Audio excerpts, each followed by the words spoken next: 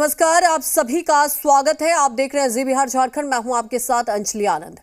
बागेश्वर धाम वाले धीरेन्द्र शास्त्री का दिव्य दरबार राजधानी पटना में लगने जा रहा है, जिसको लेकर भव्य तैयारी चल रही है।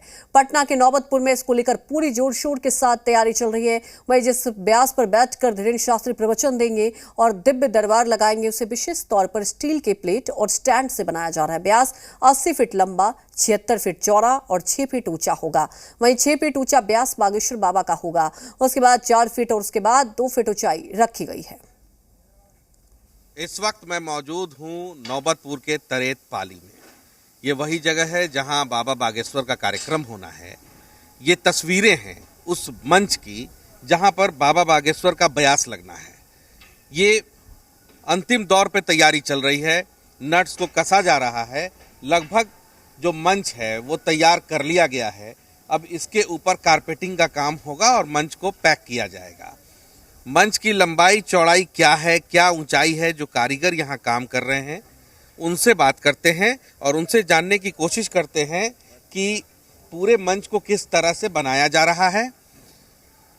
ये आप बताएं जरा मुझे कि ये जो पूरा मंच है इसकी लंबाई क्या है, चौड़ाई क्या है, ऊंचाई क्या है? 80 फीट लंबाई ऐसे हो गया, 76 फीट ऐसे हो गया, 6 फीट लंबाई वहाँ तक हो गया, 4 फीट यहाँ तक हो गया, फिर 2 फीट वहाँ से वहाँ तक हो गया। मतलब सीढ़ी नुमा कंस्ट्रक्शन होगा। हाँ, सबसे ऊपर 6 फीट होगा। सबसे ऊपर 6 फीट है, उसके बाद 4 फीट है, 2 फीट है। ओके, ये तस्वीरें हैं। विजय जरा दिखाइए। सबसे ऊपर 6 फीट ऊंची एक ऊंचा ब्यास पीठ बनाया जा रहा है। ये ब्यास पीठ की तस्वीरें हैं जहां पर ऊपर कारपेटिंग का काम बाकी है और उसके बाद 4 फीट होगा और 2 फीट की ऊंचाई होगी। स्टेयर्स की तरह ये पूरा ब्यास पीठ बनेगा। कई और तस्वीरें हैं जो अलग अलग एंगल से हम आपको दिखाएंगे। तमाम तैयारियां जो हैं वो अंतिम चरण में हैं। कारीगर दिन रात यहां काम कर रहे हैं। देखिए, एक महत्वपूर्ण तस्वीर और है जो भी दिखा दूं कि ये जितने पिलर्स बनाए गए हैं, ये पिलर्स में इसकी विशेष व्यवस्था की गई है कि ये पूरा ब्यास हिले नहीं। इसके लिए बाकायदा नीचे ड्रिल करके इसको शिफ्ट किया गया है ऊपर, ताकि कहीं से कोई हिलने की संभावना ना रहे। और तस्वीर जहां एक तरफ बाबा बागेश्वर के कार्यक्रम को लोग राजनीतिक चश्मे से देख रहे हैं, वहीं दूसरी तरफ लोगों में ये उत्साह है कि हर समुदाय, हर वर्ग का व्यक्ति इस कार्यक्रम को सफल करने में लगा हुआ है। मेरे साथ इसका आयोजन में जो वाहन के माध्यम से सामान लोडिंग अनलोडिंग कर रहे हैं वो मौजूद हैं। क्या नाम है आपका? मोहम्मद शकील साहब। शकील साहब, क्या तैयारी है? तैयारी यहाँ पंडाल बन रहा है ज़बरदस्त। यहाँ उम्मीद है कि कम से कम 25-30 लाख आदमी पहुँचेंगे सब, उम्मीद के हिसाब से। आप क्या कर रहे हैं यहाँ? हम यहाँ सब माल ढो रहे हैं। हम लोग का 20 गाड़ी चल रहा है इस माल में। डेली 2 दिन पर 1 दिन पर 1-2 टिप लेके आ रहे हैं माल। एक तरफ लोग राजनीति कर रहे हैं और दूसरी तरफ सभी कौम के लोग लगे। तो यहाँ पर वैसा बात तो है नहीं, बिहार में नहीं है और बाकी जगह होगा तो न कर सकते हैं। यहाँ हिंदू मुसलमान सब मिल के अपना काम धाम कर रहा है। इसका कहीं पर सुनने के लिए भी नहीं मिल रहा है कोई ऐसा राजनीति वाला खेल। बाबा के आने पर आप क्या कहेंगे? बाबा के कहने पर अच्छा धर्मी काम के लिए आ रहे हैं, अच्छा बात सबको बतलाएंगे। कोई गलत बात तो नहीं बोलेंगे। 30 लाख के मजमा में जब भी बात बोलेंगे तो अच्छा ही बात बोलेंगे, धर्म के हिसाबे से बोलेंगे। शुक्रिया। ये बाइट हमने सुनवाई।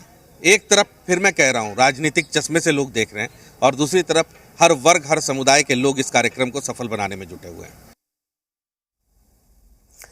ये अब आपको लेकर चलते हैं उसे ग्रीन रूम में, जो मुख्य मंच यानी ब्यास के ठीक पीछे बना है। ग्रीन रूम में 6 AC लगाए जाएंगे।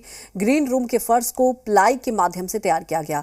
ऊपरी कवर के तौर पर जर्मन हैंगर सिस्टम का टेंट लगाया गया और इस ग्रीन रूम में यदि कोई प्रेस कॉन्फ्रेंस होती है तो उसे आयोजित किया जाएगा। साथ ही बागेश्वर बाबा इसे बैठने के लिए इस्तेमाल करेंगे। ग्रीन रूम का जायजा लिया हमारे रेजिडेंट एडिटर स्वप्निल सोनल ने। आइए अब हम आपको लिए चलते हैं मंच के ठीक पीछे। आगे मंच है जिसको हमने दिखाया, बताया कि मंच कितना ऊंचा होगा, क्या लंबाई होगी, क्या चौड़ाई होगी। अब मंच से जब सीधे पीछे की तरफ आएंगे तो यहाँ ग्रीन रूम बनाया जा रहा है।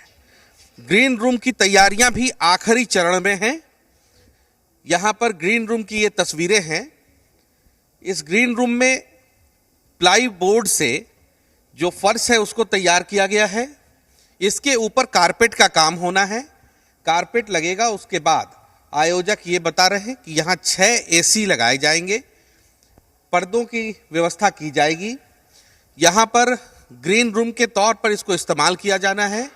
कोई प्रेस कॉन्फ्रेंस हो या मीट हो या फिर अलग अलग बाबा का कोई विशेष कार्यक्रम हो तो इसको इसके अंदर रखा जाएगा। इसमें मैं पहले भी बता रहा था कि जिस तर्ज पे पूरा पंडाल बनाया गया है वही सिस्टम यहाँ भी इस्तेमाल में लाया गया है। यहाँ भी जर्मन हैंगर्स का इस्तेमाल किया गया है। ये जो पंडाल है ये जर्मन हैंगर सिस्टम के तहत काम करता है। बेसिकली जो इसका हैंगिंग सिस्टम है उसको इस तर्ज पे तैयार किया गया है कि अगर बहुत तेज तूफान आता है या फिर बहुत तेज बारिश होती है, ओलावृष्टि होती है, बावजूद इसके इस पूरे पंडाल को कोई फर्क नहीं पड़ेगा। यहाँ पर भी जो पंडाल लगाने के लिए विजय जरा दिखाएं कि जो कीलों का इस्तेमाल किया गया है वो बेहद बड़ी बड़ी कीलें लगाई गई हैं ताकि पिलर्स जो हैं, ये कीलें जो हैं, ताकि पिलर्स जो है वो किसी भी स्थिति में हिले नहीं। ये तस्वीरें ग्रीन रूम की हैं। अब हम और आगे आपको लिए चलेंगे और दिखाएंगे आपको कि किस तरह से यहाँ पर बैठने का प्रबंध किया गया है, किस ढंग से यहाँ रो तैयार किए गए हैं। विजय मेरे साथ बने हुए हैं। अब आगे की ओर चलेंगे। पंडाल को बनाने में एक महत्वपूर्ण चीज का विशेष ध्यान रखा गया। इसके लिए इसमें जो कीलों का इंतजाम किया गया है वो अमूमन पंडालों में नहीं किया जाता और इससे पंडाल को ओलावृष्टि, आंधी या कड़ी धूप से लोगों को बचाएगा। साथ ही साथ पंडाल को तेज हवाओं से कोई प्रभाव नहीं होगा। देखिए ये रिपोर्ट। जैसा मैं बता रहा था कि विशेष कील का इंतजाम किया जा रहा है ताकि पंडाल हिले नहीं। देखिए मैं कील की साइज को भी दिखाता हूं। देखिए यहाँ पर है, ये साइज है कील का जिसको जमीन में यूं प्लेस किया जाएगा और इसको अंदर ठोका जाएगा ताकि जो पंडाल है वो हिले नहीं। ये साइज है कील का। आप अंदाजा लगाइए कि क्या ऐसी स्थिति में पंडाल जब 4-4 कील एक पिलर के अंदर हो तो पंडाल हिलेगा? बिल्कुल नहीं हिलेगा। यही इस साइज के कील का इस्तेमाल किया जा रहा है। अब जरा पंडाल की भी कुछ विशेषता दिखाता हूँ। ये तो कील हो गया।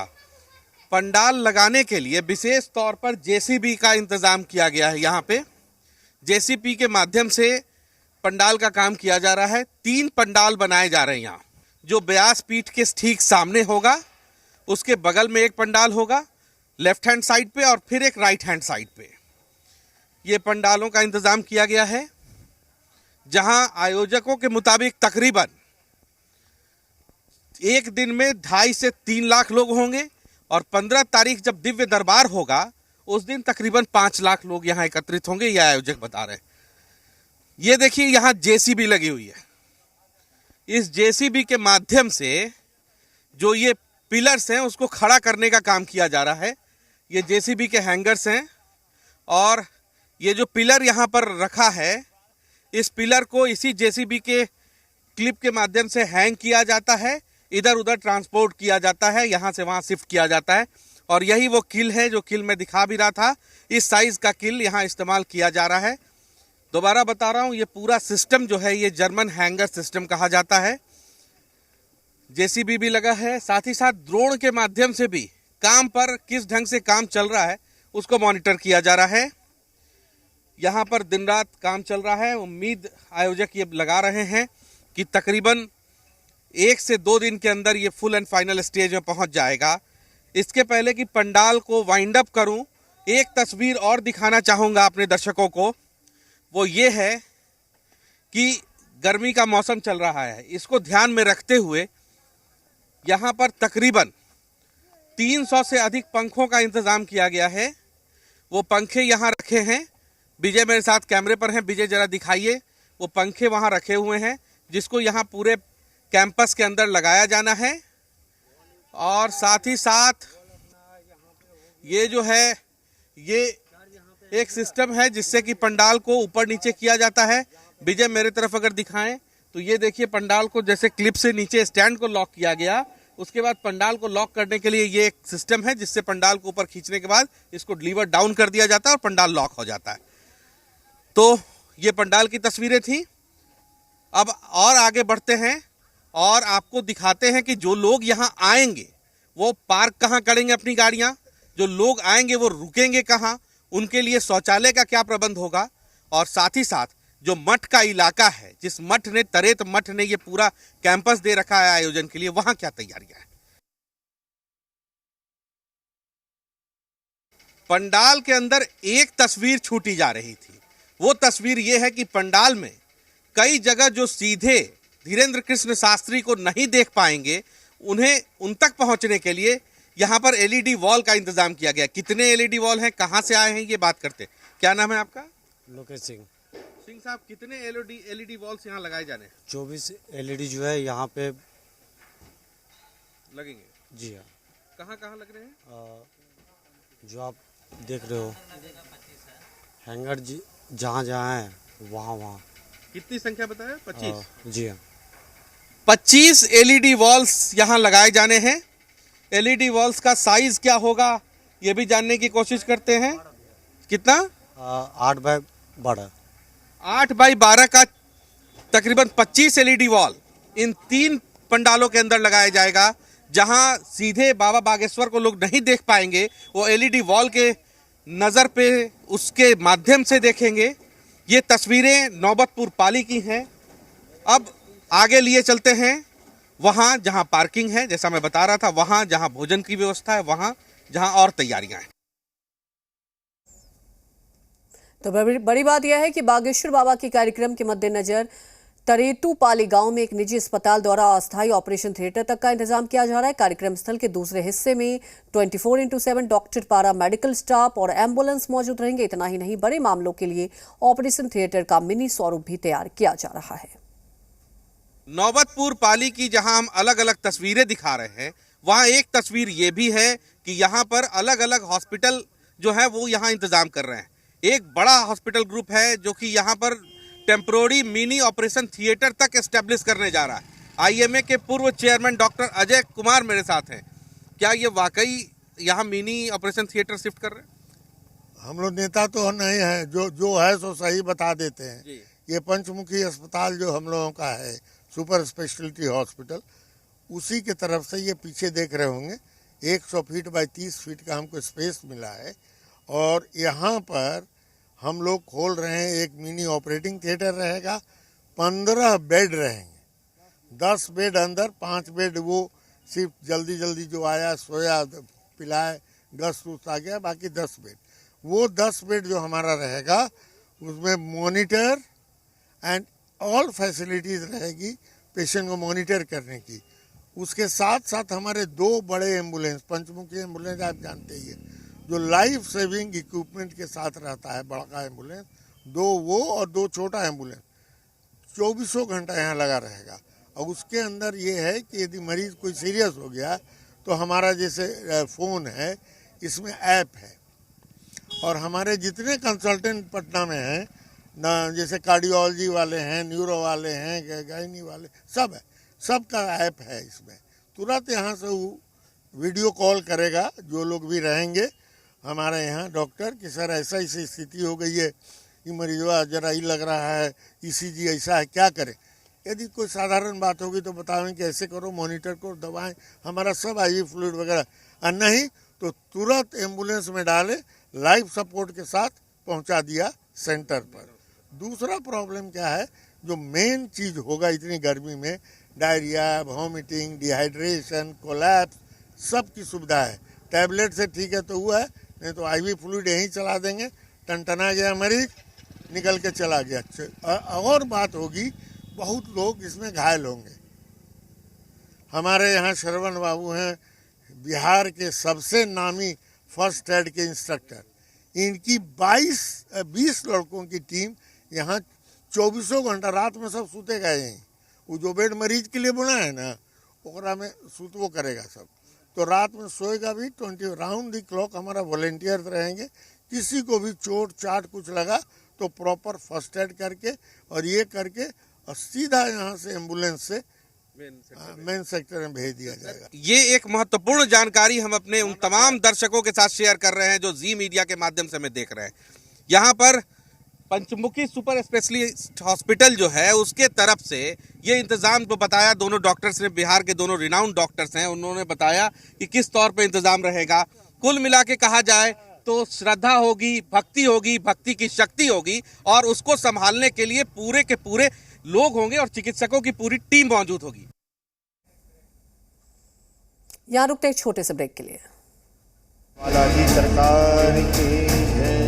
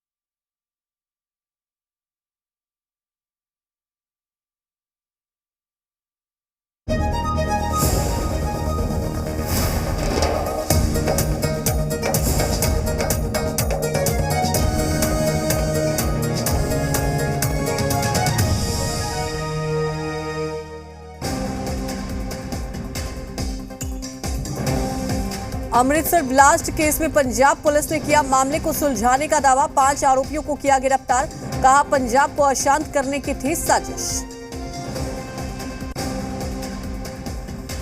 पाकिस्तान के कई शहरों में हालात बेकाबू। इमरान के बाद अब शाह महमूद कुरैशी भी गिरफ्तार। हिंसा में अब तक 13 लोगों की मौत। शहबाज बोले दुश्मन जो ना कर पाया वो इमरान ने किया।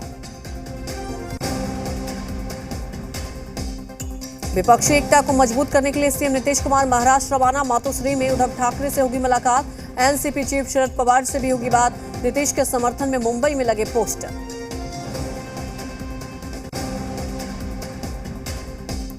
पूर्व केंद्रीय मंत्री आरसीपी सिंह आज बीजेपी में हो सकते हैं शामिल। दिल्ली बीजेपी दफ्तर में थाम सकते हैं बीजेपी का दामन।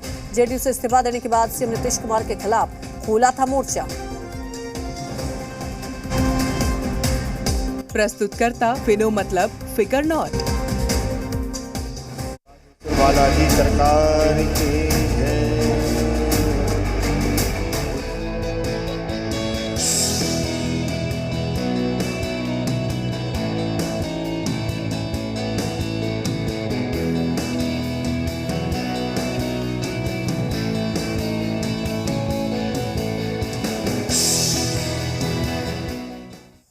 ब्रेक के बाद आप सभी का स्वागत है। जहां अस्पताल बनाया जाना है उसके ठीक सामने बड़े से इलाके में वीवीआईपी गाड़ियों की पार्किंग का प्रबंध भी किया गया।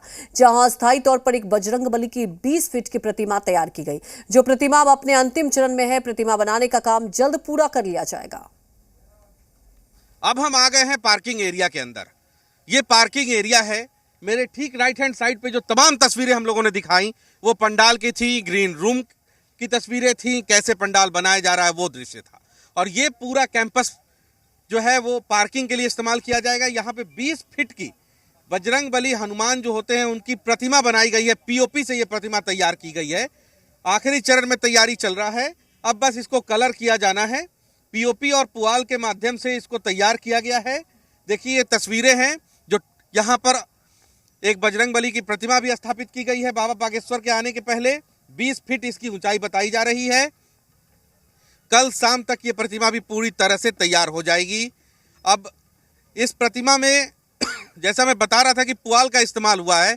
देखिए ये बजरंगबली की पूंछ है, ये बजरंगबली की पूंछ है जिसको यहाँ पर लगाया जाना है। विजय दिखा पाएंगे, ये बजरंगबली की पूंछ है बड़ी सी जिसको यहाँ लगाया जाना है। ये पुआल से तैयार किया गया है, काफी लंबी चौड़ी सी है। और विजय जरा दिखाइए, ये पुआल से तैयार किया गया है। इसको पीओपी से इसको फिर मजबूत किया जाएगा और इसको वहां लगाया जाएगा। ये जो पूंछ बनाई गई है, इस पूंछ को और लंबा किया जाएगा। ये पुआल के माध्यम से तैयार होता है, पीओपी से कवर किया जाता है। और आगे चलते हैं तरेत मठ की ओर और वहां दिखाते हैं कि खाना पीना रुकना और अन्य तैयारियां क्या है। तो अब हम पहुंच रहे हैं तरहपाली के अंदर, जहां मठ के पीठाधीश स्वामी सुदर्शनाचार्य जी महाराज ने बताया कि किस तरह से यहां आने वाले लोगों को प्रतिदिन प्रसाद के तौर पर भोजन दिया जाएगा।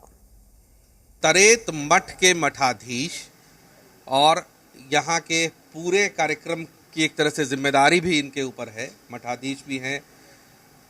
इनसे सीधा सवाल लेते हैं कि अब तो तैयारियां आखिरी चरण में होंगी।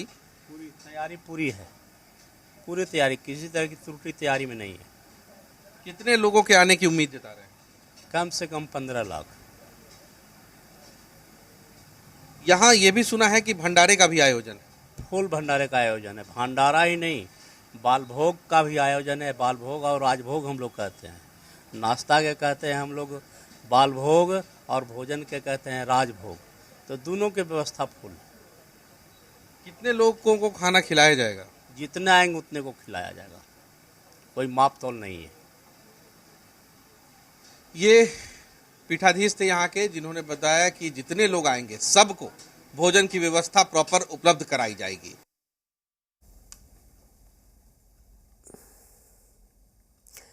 तरेटपाली मठ को भी दुल्हन की तरह सजाया जा रहा है। आइए आपको दिखाते हैं तरेटपाली मठ के मुख्य मंदिर की तस्वीरें और वहां की तैयारियों का जायजा। अब हम आ पहुंचे हैं तरेटपाली मठ के मुख्य मंदिर में। ये मंदिर की तस्वीरें हैं, ये मुख्य मंदिर है यहाँ का। और यहाँ पर भी अन्न रखने के लिए गोदामों का प्रबंध किया गया है। जरा वो भी हम दिखाई देते हैं। विजय मेरे साथ कैमरे पर हैं। विजय जरा आइए और अपने दर्शकों को दिखाएं हम कि यहाँ जो गोदाम है, यहाँ भी आलू प्याज और तमाम चीज़ें इकट्ठा की गई हैं। आयोजक बता रहे हैं कि जो बर्तनों का पूरा जखीरा होगा वो कार्यक्रम से एक दिन पहले पहुँचेगा। और ये देखिए, ये गोदाम है, यहाँ भी आलू बिल्कुल रखा हुआ है। आलू है, कंटेनर्स के अंदर चावल है। ये जो बड़े बड़े कंटेनर्स हैं इसके अंदर चावल है, आलू है। और दूसरे कमरे में आते हैं। यहाँ कुछ बर्तन आए हैं और कुछ बर्तन कार्यक्रम से एक दिन पहले आएंगे। ये कुछ बर्तन पहुंचे हैं और कुछ बर्तन जो है वो कार्यक्रम से एक दिन पहले पहुंचेंगे। और इसी तरह से तैयारियां जो हैं वो लगभग मुकम्मल कर ली गई हैं। बहुत तेजी से पूरा कार्यक्रम चल रहा है। ये तमाम तस्वीरें हम दिखा रहे हैं नौबतपुर से। ये एक एक तस्वीर हम पहुंचा रहे हैं आप तक। ये मंदिर परिसर को भी रंग रोगन करके साफ सुथरा बना दिया गया है। और कहा यह भी जा रहा है कि बाबा बागेश्वर यहाँ भी पहुँचेंगे। और हम कैमरे की निगाह से आपको मंदिर भी दिखाए चलते हैं। देखिए, मंदिर का एक और हिस्सा है जहाँ पर जिसको गोदाम के तौर पर डेवलप किया है मंदिर प्रबंधन ने, वो भी तस्वीर दिखाते हैं। नीचे जितने कमरे हैं उसको गोदाम के तौर पर डेवलप किया जा रहा है। देखिए, यहाँ पर भी चारों तरफ आलू ही आलू रखा गया है। और ये कैमरे पर विजय दिखाएंगे। देखिए, पूरे कमरे में आलू डाला गया है। और आयोजक ये बता रहे हैं कि ये पूरा इंतजाम केवल एक दिन का है। तकरीबन जो पूरा कार्यक्रम चलना है इसके लिए और बड़े पैमाने पर इंतजाम होना है। और पूरा इंतजाम कार्यक्रम से एक दिन पहले पूरा कर लिया जाएगा। अब हम तमाम तस्वीरों के साथ आपको मंदिर के दर्शन कराते हुए छोड़ेंगे, क्योंकि तमाम एंगल पे हम लोगों ने आपको तस्वीरें दिखाई हैं। वापस मठ के मुख्य हिस्से पर आते हैं और ये मंदिर का मुख्य हिस्सा है। मुख्य प्रतिमा यहाँ पर है और तमाम अलग अलग एंगल से हमने तस्वीरें आप तक पहुंचाई हैं। मेरे सहयोगी कैमरा पर्सन विजय के साथ मैं स्वप्निल, जी मीडिया, नौबतपुर। बागेश्वर बालाजी सरकार की